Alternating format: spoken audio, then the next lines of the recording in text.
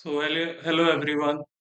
Today we are going to discuss further about how to program in Java. We would be starting with data types. आज हम अपने Java programming में आगे बढ़ेंगे और देखेंगे कि आगे हम क्या सीखते हैं। तो शुरुआत करेंगे डेटा टाइप्स से। फिर डेटा टाइप्स को डिस्कस करने के बाद हम लोग कंडीशनल स्टेटमेंट्स पर जाएंगे। And after discussing the conditional statements, we would be writing some codes and giving up some homework questions for you all. तो सबसे पहले देखते हैं डेटा टाइप्स क्या होता है। तो बेसिकली क्या होता है कि जैसे हमें कई सारे चीज स्टोर कराने पड़ते हैं एज ए प्रोग्रामर एक प्रोग्रामिंग लैंग्वेज में या फिर किसी कोड में, ताकि वो डिफरेंट डिफरेंट इंस्ट्रक्शंस को समझ सके और उसका काम कर सके। जैसे कहीं हमें नाम इनपुट लेना पड़ सकता है, और या फिर कहीं नंबर इनपुट लेना पड़ सकता है, या फिर कहीं एज इनपुट लेना पड़ सकता है, या फिर कहीं कोई स्पेशल कैरेक्टर इनपुट लेना पड़ सकता है। तो हमें इन सब चीजों से निपटने के लिए डेटा टाइप्स का हेल्प लेना पड़ता है। डेटा टाइप्स क्या करते हैं कि हर जो चीज हम इनपुट लेते हैं या फिर असाइन करते हैं किसी वेरिएबल में, किसी भी प्रोग्रामिंग लैंग्वेज में, तो उसका कुछ फिक्स साइज होता है। वो कुछ साइज ऑक्यूपाई करते हैं कंप्यूटर में, हमारे हमारी मेमोरी में। तो एप्रोप्रिएट उनको एड्रेस करने के लिए, एप्रोप्रिएट अमाउंट ऑफ स्पेस देने के लिए हम डेटा टाइप्स का यूज करते हैं। जैसे नंबर्स में क्या है, अगर हमें कोई नंबर स्टोर कराना है तो हम इसे इंट टाइप में भी करा सकते हैं, इंटीजर, फ्लोट में भी करा सकते हैं, लॉन्ग में भी करा सकते हैं, और डबल में भी करा सकते हैं। ये चीजें डिपेंड करेंगी सरकमस्टांसेस पर या कंडीशंस पर।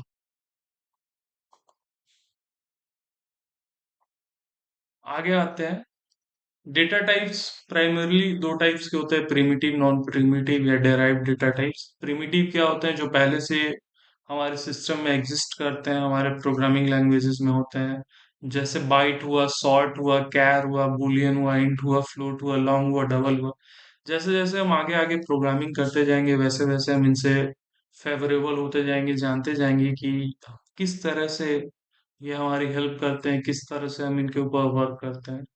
और इन सब से मिलाकर जो डेटा टाइप्स बनते हैं वो होते हैं नॉन प्रिमिटिव डेराइव टाइप्स। जैसे यहाँ ये स्ट्रिंग है तो ये कैरेक्टर डेटा टाइप से मिलकर बना है। ये एरे है तो ये इनमें से किसी भी डेटा टाइप से मिलकर बना हो सकता है। इंट टाइप का भी एरे हो सकता है, कैर टाइप का भी एरे हो सकता है, डबल टाइप का भी एरे हो सकता है।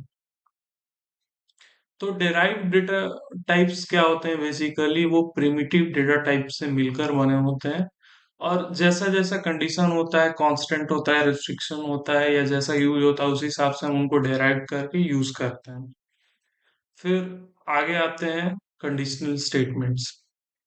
कंडीशनल स्टेटमेंट से पहले मैं डेटा टाइप्स को और क्लियर करना चाहूंगा। जैसे मान लेते हैं हमें यूजर से कोई वेरिएबल ए इनपुट लेना है, और ये इनपुट हो सकता है इंटीजर टाइप में, तो हम इंट ए ले सकते हैं। इन चीजों को चलिए कोड करके मैं दिखाता हूं आपको।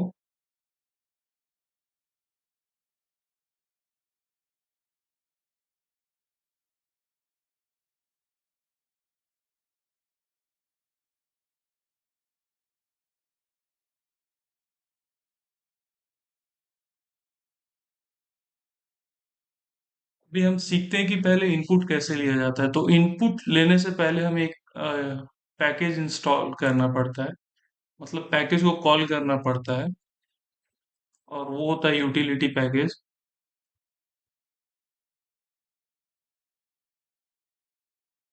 import java.util.all, इसमें सारे पैकेजेस जो भी जावा लैंग्वेजेस में होते हैं वो इंस्टॉल हो जाते हैं। पैकेजेस बेसिकली क्या होते हैं कि वो चंक ऑफ कोड्स होते हैं जो कि हमें हेल्प करते हैं किसी पर्टिकुलर टास्क को परफॉर्म करने में। जो किसी और कोडर में लिखा है वो हम अपनी फाइल में उसको कॉल करके फिर यूज कर सकते हैं।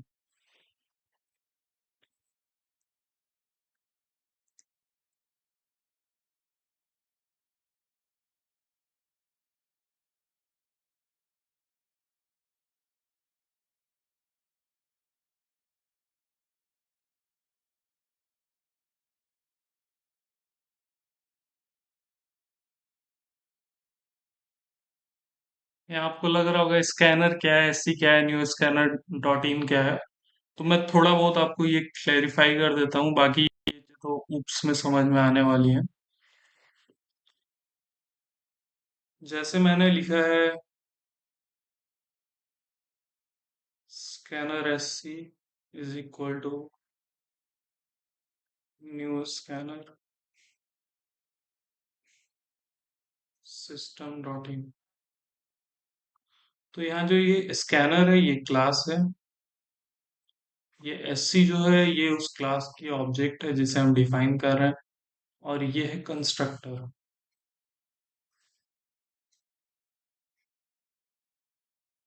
कंस्ट्रक्टर क्या होता है, कंस्ट्रक्टर किसी भी चीज को मेमोरी हीप में डिफाइन कर देता है। जैसे मान लेते हैं ये मेमोरी है और हमने कंस्ट्रक्टर कॉल किया, तो यहाँ इस कंस्ट्रक्टर ने उस चीज को डिफाइन कर दी, जगह दे दिया उसे, उसने मेमोरी ऑक्यूपाई कर लिया।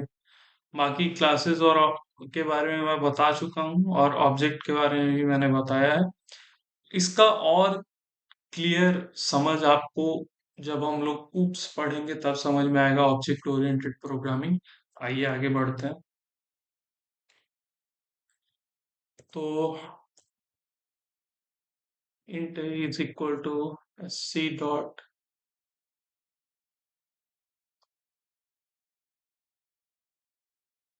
next int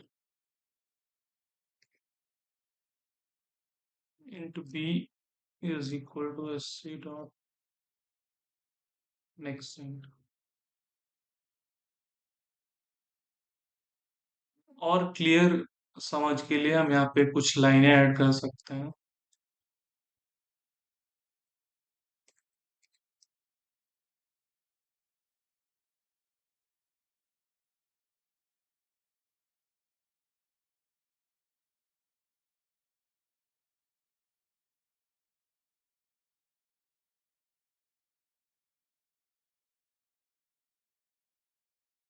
सही, इसे कॉपी कर लेते हैं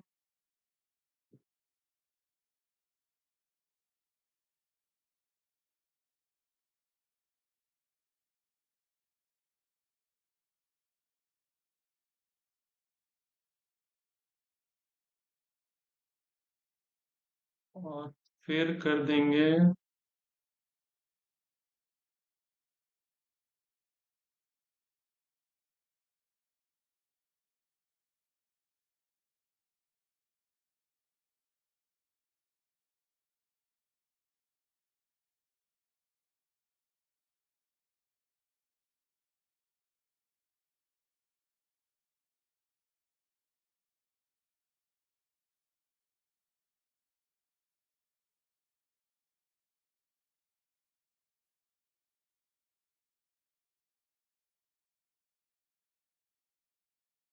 इसे करते हैं सेव और करते हैं रन।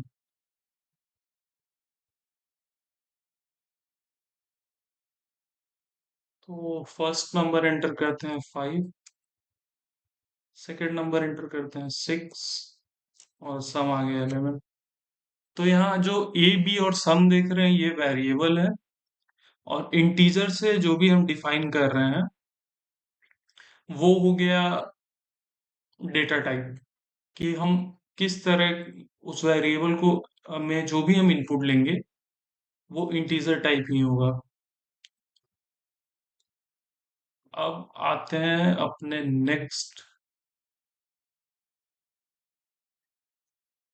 टॉपिक पर, जो कि है कंडीशनल स्टेटमेंट्स।